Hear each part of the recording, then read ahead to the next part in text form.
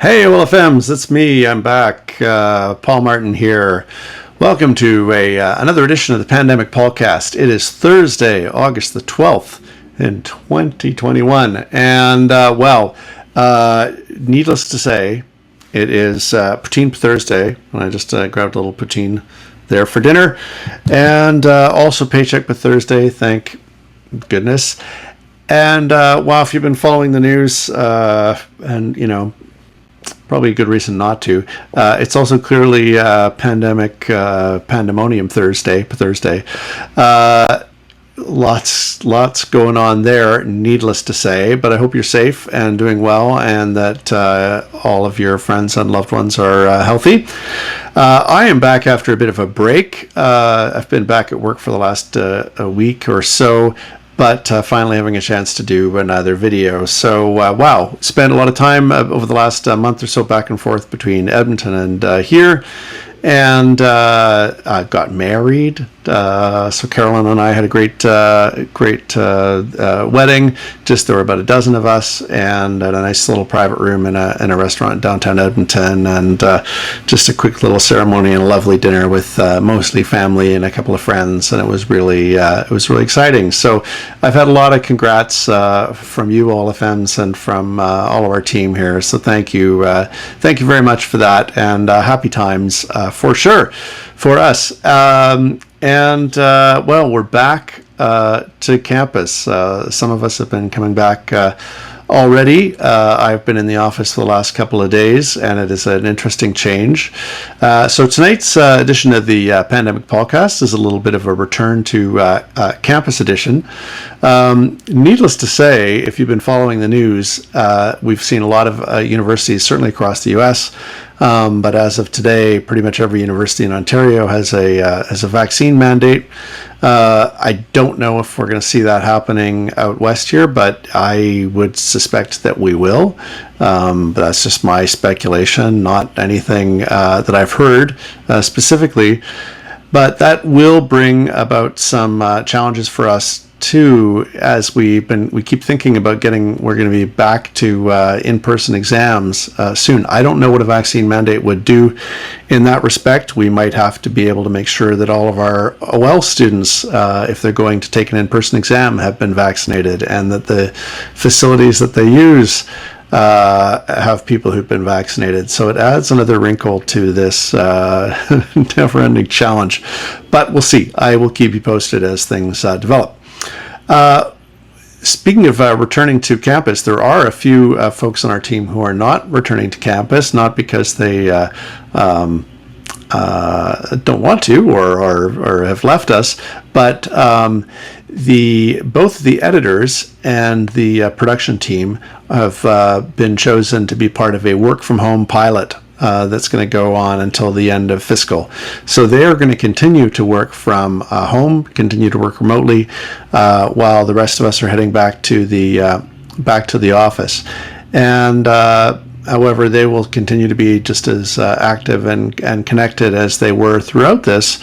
And I think there's a real good reason for, those are people who really need the silence and the peace and quiet and the concentrated time to be able to work. And they've done a great job working from home, and nice that we can help them to continue to do that. So it'll be interesting to see how that works out and what that means for the future of work at TRU. But that does allow us to bring the advisors back to the fourth floor. It clears out a little bit of space for the advisors to return, and so they will be returning to the fourth floor, moving in there in the next week or two.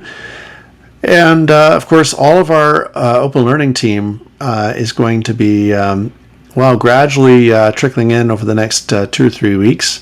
I think we will see everybody back there probably by the 30th of August.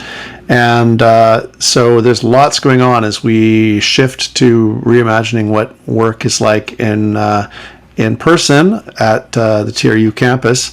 And so please do please do your best to be patient with us over the next few weeks as we return. So some of us may not be able to be as responsive as we have been as we're moving computers in and getting settled and trying to find new desks and those kinds of things.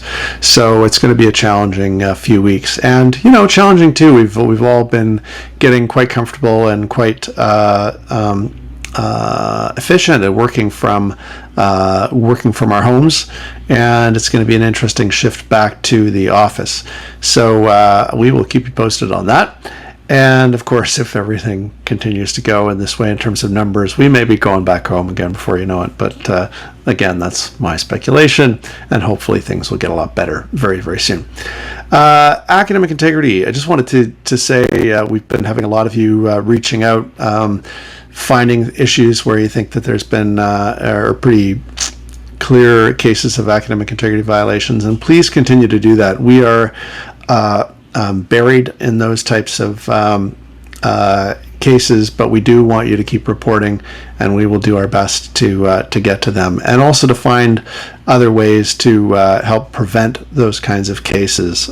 So we are trying to flag a few courses where we can change up some of the assessments as quickly as we can here to make things a little bit better for you. But please continue to do that. As you know, I'm on the Academic Integrity Task Force. It has been sort of on hiatus for the last 4 months or so, and I'm hoping we are going to make great efforts to get that back up and running in September so that we can get finally a really strong academic integrity policy and much more streamlined procedures that can help us move a lot more quickly in responding to cases of academic integrity departures.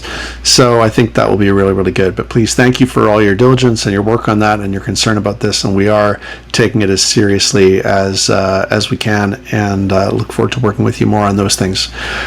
New faces in OLFM and student support. We are coming back to campus, and we're also bringing some new people along with us. So you may have had a chance, maybe during the OLFM workshop, to meet Simranjeet Kaur. She started with us, about a month or two ago, and she will be arriving on the 4th floor with the rest of them as a delivery support officer. And we also have a brand new person starting on August 23rd, whose name is Rebecca Bigger, and she has a great HR and project management background, and she will be working, helping out with recruitment and selection and sort of all things OLFM as we move forward. And so we've got another couple of jobs that are being posted.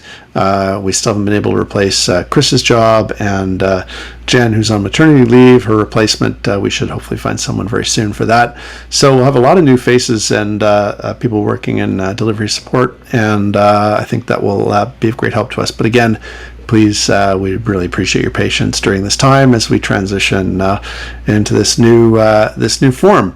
One of the things that I can tell you too that's a change coming up, and we started to do some training on this earlier today, is the advent of COM 100, which COM 100 is going to offer a little sort of a chat window on the Open Learning website where Open Learning students will be able to click on that and get some live support from the delivery support team, exams team, student advisors, things like that. So hoping that can help us to be even more responsive to student queries, and also really to start to track those things and to see what are some areas where we can continue to improve, and also what are some of the places where we're doing really, really well. And we have a terrific team, and I can't wait to see how we operate using this new tool. So we'll have more for you about that over the coming weeks, but I just wanted to give you a heads up that that's on the way.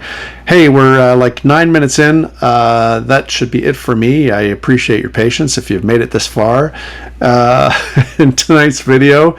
Good to see you all. I really look forward to seeing you again next week. So signing off from a very smoky and kind of gloomy corner of 3rd and St. Paul in downtown Kamloops. I wish you very well, and I will see you again here next week.